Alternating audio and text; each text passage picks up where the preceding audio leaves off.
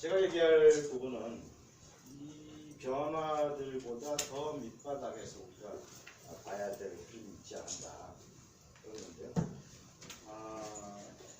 보통 우리가 과학이나 또는 변화 이런 데 접근할 때 무의식적으로 선형적인 방식으로 접근을 많이 합니다. 그러니까 인과관계라는 게 기본적으로 선형적인 방식으로 인식이잖아요. 그래서 더우면 온도를 낮추고 그런 식이잖아요. 온도를 낮추면 시원해지니까. 그런데 실제로 우리의 삶 안에는 비선형적인 것도 굉장히 많아요. 예를 들어서 음악을 더 잘 듣기 위해서 볼륨을 높인다고 할 때 일정한 크기까지는 이제 들으면 들을수록 기분이 좋아지고 잘 들리니까. 그런데 그 소리를 더 높이면 시끄럽지 사실은. 그러니까 소리가 높아질수록 기분이 좋아지는 게 아니잖아요. 어느 순간 임계점을 돌파해버리면서 이건 소음이 돼버리는 상황이 되죠. 이렇게 우리가 수학 공식에서 배우듯이 X축의 변화에 따라서 Y가 변한다든지 그게 뭐 비록 직선이 아니라 곡선이더라도 그렇게 비례적 관계들이 있으면 이제 이게 선형적인 변화거든요. 보통 우리가 유행이나 트렌드도 사실은 그런 선형적인 방식들이 있는 도미노 현상이라고 볼 수가 있다. 근데 이번에 우리가 맞이한 변화도 그런 변화냐? 거기에 대해서 제가 이의를 제기하는 거고 또 우리 그 필자들이 같이 이제 그런 고민들을 합니다. 그래서 4차 산업혁명이라고 쓰고 도미노로 읽는다. 이렇게 이름을 붙였습니다.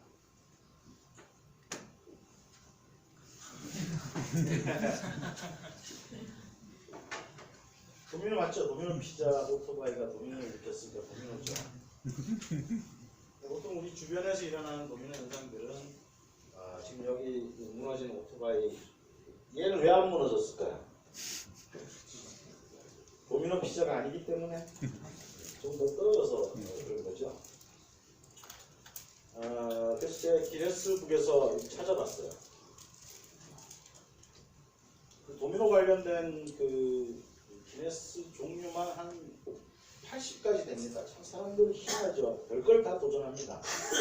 그 중에 이거는 가장 많은 수의 도미노가 무너진 도미노 데이라고 있죠. 2009년에 했는데 매년 합니다. 매년 하는데 2009년에 한 게 지금까지 기록됩니다. 449만 1813개 블록을 도미노로 세워가지고 무너뜨린 거죠. 지금 보시는 이 장면은 이 블록 가운데 아프리카 편이에요. 네. 그래서 무너지는데도 상당히 오랜 시간이 걸립니다. 그런데 이게 도미노인 이유는 뭘까요? 상당히 오랜 시간이 걸려도 어쨌든 이 선상에 있으면 무너진다는 거죠. 어마어마한 규모로 일어나더라도 연쇄적으로는 다 무너질 수밖에 없는 패턴. 그래서 비선형적인 변화들은 사실은 패턴으로 읽어내는 그게 요즘 전 세계로 유행하는 복잡계라고 하는 방식이 사실 그런 방식이죠. 그래서 이번의 변화가 그런 변화가 아닌가 하는 게 저의 판단이고 그래서 지금 변화를 세 가지 정도로 정의 내리면 첫째로 디지털화가 지난 20년간 연결성을 증대시켜 왔습니다. 아까 5G 얘기했는데 5G도 연결성을 증대시키죠. 거기에 인공지능이 개입하면서 이제 지능성이 높아지고 있어요. 그래서 연결성과 지능성이 결합하는 게 4차 산업혁명의 핵심이라고 저는 보는데 그랬을 때 일어날 변화의 패턴은 뭐냐? 트렌드처럼 이렇게 하나의 방향을 향해서 쭉 성장할 거냐? 그렇지 않을 것 같아. 근데 그렇지 않은 이유는 뭘까? 의 핵심에 연결성과 지능성이 결합해서 몇 번 우리 강조 나온 것처럼 생산성이라고 하는 것과 결합되기 때문이다. 왜냐하면 우리가 각자 개인 혼자 살지 않고 사회를 이루면서 사는 이유는 그렇게 해야 우리가 생존 가능성이 높아졌기 때문이란 말이에요. 그러니까 사회의 생존이라고 하는 것 자체가 사실 생산성에 기반하는데 제일 아랫단에 해당하는 이 생산성 요소가 바뀌기 때문에 생긴 변화는 과거와 다른 패턴일 것이다. 이게 제 주장이고 몇 가지 이제 사례들을 보면 지금 이 친구가 아버지가 전직 이제 프로그래머예요. 이름이 마코토 고이케라는 일본 사람인데 전직 프로그래머인데 이제 부모님이 오이 농사를 지었습니다. 그래서 우리하고 다르죠 이쪽은. 그래서 부모님 그거 한다고 와가지고 같이 오이 농사를 지었어요. 근데 짓다가 보니까 아버지 어머니가 제일 고생하는 게 농사를 짓는 게 아니고 딴 오이를 분류하는 게 제일 어렵죠. 오이를 몇백 상자를 따가지고 이거를 급에 따라 분류하다 보니까 머리가 돌아버리는 거죠. 그래서 허접하지만 지금 여기 이제 이쪽으로 오이를 하나를 담아요. 오이를 담으면 얘가 위에서 사진을 탁 찍습니다. 찍어가지고 요 밑에 컨베이드 벨트로 떨어져서 하나씩 이렇게 가. 그러면 여기 A, B품, L 뭐 이렇게 돼 있잖아요. 이게 이제 말하자면 요거예요. 네. 그래서 이렇게 지나가다가 그 등급이면 탁 쳐가지고 밑에 이렇게 하는 거야. 그러니까 한 명의 농부가 만들었으니까 굉장히 이제 어떻게 보면 겉으로 보기에는 허접한 건데 여기 뭐가 들어가 있냐면 구글의 텐서플로우라고 하는 영상인식 인공지능 프로그램을 갖고 와가지고 여기서 사진 찍을 때 요거 모양을 보고 요게 무슨 등급 이거 찾아내는데 계속 데이터를 쌓으면서 지가 학습을 해. 그러니까 오이를 많이 보면 볼수록 머리가 좋아져. 네. 그런데 요번에 여러분 알파고 제로 그 얘기 들으셨죠? 우리 이세돌한테 알파고가 이겼잖아요. 네. 그 알파고는 몇 달 동안 인간의 기보를 공부해가지고 이세돌한테 4승 2패를 했는데 더 발전해가지고 커제 중국의 커제하고 붙을 때는 뭐 완전 다 깨버렸죠. 한 번도 안 찍고. 근데 알파고 제로는 인간의 기보를 전혀 보지 않고 지 스스로 바로 원리만 알고 지가 몇 초에 한 번씩 대국을 벌여가지고 70몇 시간 만에 알파고하고 붙었는데 100점 100승을 했대요. 그러니까 스스로 데이터를 생성하고 그 데이터 안에서 패턴을 발견하고 읽어내고 그런 다음에 그거 가지고 누구보다도 그러니까 그 알파고 제로보다 지금 똑똑한 인간도 없고 컴퓨터도 없어. 지도 공부야. 그러니까 걔들이 계속 이런 생산 라인 지금 제가 이 사진을 굳이 가져온 이유는 농부가 하는 사람. 그러니까 생산이라고 하는 측면에서 인공지능, 연결성과 지능성이 생산성하고 결합하기 때문에 이게 아주 과거와 다른 거다. 이거는 캠브리지 법대생 4명이 조금만 스타트업을 해가지고 자기네들이 케이스 클러스터 알파라고 하는 인공지능, 머신러닝 법률 프로그램을 만들어서 변호사 100명하고 금융 관련된 무슨 결론 나기 전에 심사하는 그 증거들을 가지고 공부를 해서 판결을 예측했는데 이 인공지능, 그러니까 대학생 4명이 만든 인공지능 프로그램이 변호사 100명하고 싸워서 이겼다. 그래서 이것도 생산성이라고 하는 측면에서는 보고 싶은 거고요. 이거는 드론을 만드는 회사인데 이 요게 드론입니다. 거미처럼 생겼는데 이 드론이 건설 현장 위를 이렇게 떠다니면서 밑을 사진을 찍어가지고 3D 모델링을 합니다.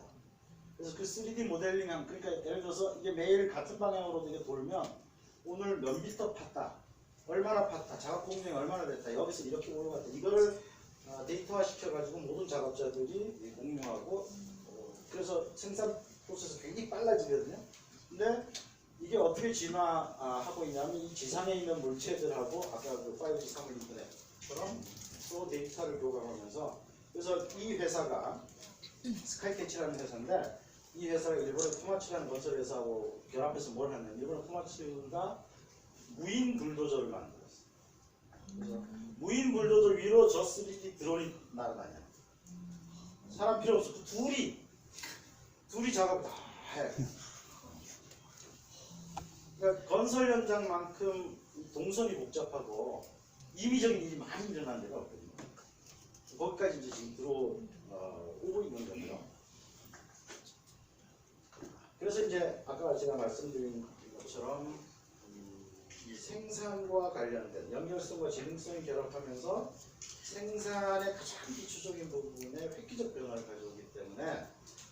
과거를 한번 생각해 보면 기계식 공장이 들어왔죠. 그죠? 영국에서 방직기 만들어가지고 그 뒤로 이런 일들이 일어났어요. 기업 조직 생기고 자유시장, 자본가, 노동자 계급 나뉘고 선거제도라고 해서 왕국이 무너지고 기술이 계속 발달하고 국가와 정부가 생기고 풍요와 개인의 전 글로벌화 이게 300년 동안 일어난 일입니다. 기계식 공장이 어떻게 국가와 정부를 만들 수 있었을까? 그러니까 이게 선형적 방식으로 만들어진 게 아니고 어떤 패턴은 있는데 비선형적 방식으로 얘가 넘어지면서 연쇄적으로 주변이 넘어지면서 생기는 변화들이다. 그럼 우리가 지금 인공지능 기술에 초점을 둔 이 변화가 만약 빅도미노라면 얘들이 앞으로 다 변할 거라는 걸 고민을 할 때가 아니냐. 그래서 그런 패턴을 이제 고민할 것 같고요. 그래서 핵심 개념은 저는 이제 재조직화다. 재조직화라고 봅니다. 그래서 이게 우리 앞으로 연구를 좀 많이 해야 되는데요. 이게 뭐 전형적으로 비선형, 선형 이렇게 하는 건데 이건 얘기하다 보면 시간을 못 맞출 것 같아서 일반적으로 우리가 선형의 세계에 생각하는 것과 다르게 비선형이 달라진다 이런 건데 그냥 이 사례를 가지고 설명을 드리겠습니다. 지금 공이 여기 있죠. 그죠? 공이 여기 있습니다. 공이 여기 있고 수비수, 공격수들이 막 이렇게 뛰어가는 한 장면이에요. 자, 공이 다음번에 얘가 이렇게 여기 떨어졌다고 칩시다. 공이 여러 개 여기 떨어졌을 때 어떤 변화가 있을 건지 우리가 예측 가능해요? 예측 가능하죠? 여기 떨어지니까 요 주변 애들이 막 달려올 거 아니에요. 그 다음에는 얘가 떨어졌어. 그 다음에 이 중에 누가 어느 방향으로 어떻게 찾는지에 따라서 그 다음은 딱 재조직화가 새로 되죠. 이게 전형적으로 비선형 패턴이에요. 그러니까 우리가 지금 보고 있는 선형 패턴의 인공지능 기술 이런 거니까 여기 들어와서 이렇게 되고 이래야 되잖아요. 그게 아니라 얘가 여기 튀었어. 그럼 쫙 먼저 쫓아온 사람들이 있고 나중에 전체 보고 있는 사람이 있고 그거 가지고 뭘 만드는 사람이 막 그럴 거 아니에요. 그죠? 근데 이게 다른 기술일 때는 아까 그 도미노 그것처럼 연결이 안 되는데 경쟁력이 가장 기초 요소인 생산성 부분을 획기적으로 변화시키는 요소이기 때문에 어쩔 수 없이 다 반응할 수밖에 없게 됩니다. 근데 그 반응한 공기에 따라서 전혀 다른 그림들이 그러니까 5초 후에 공이 여기 들어가 있을 수도 있고 저 멀리 갈 수도 있어요. 그런데 거기에 따라 여기 있는 수많은 플레이어들이 다른 방식의 움직임들을 바꾸게 되죠. 그래서 이런 방식으로 이 비선형적인 변화들이 일어나는 것이 이번 4차 산업혁명의 그런 패턴들이다. 근데 그 변화들이 아무 이유 없이 일어나지는 않죠. 연쇄적으로 일어난 변화에 맞춰서 연쇄적으로 일어난다. 그래서 그게 이제 빅도미노고 제가 오늘 오다가 이거 찍었거든요. 차에서 뭘로 읽히세요? 서초구 표도버스 표도버스를 안 읽히시는 분들 들어오세요. 뭐로 읽히세요? 저도 그렇게 읽었어요. 차를 타고 이렇게 오다가 이게 골목길에 섰는데 아니 웬 요도버스를 왜 만들었지? 보니까 요도버스야. 근데 여러분 생각에 이거 디자인 하신 분이 단 한 순간이라도 이게 요도로 읽힐 거라고 생각했겠어요? 그렇게 생각했으면 절대로 이렇게 안 했겠죠.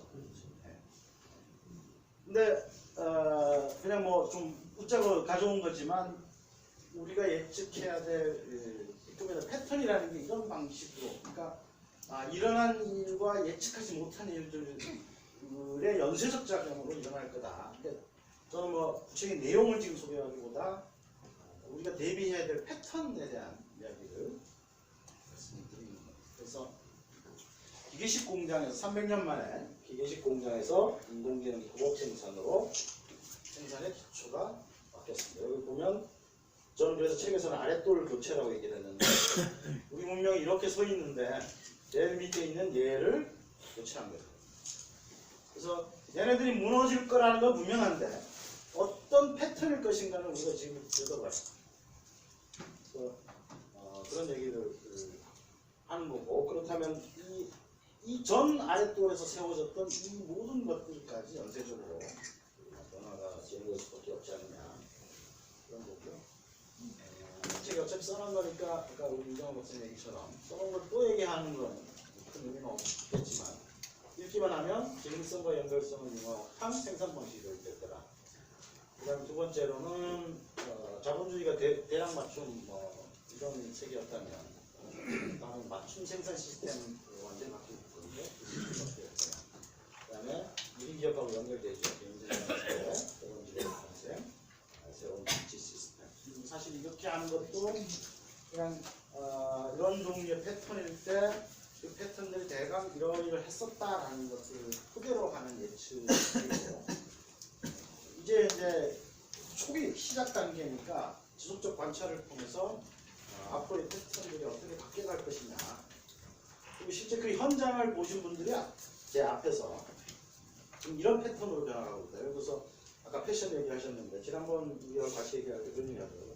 패션 잡지가 다 망해가고 있다.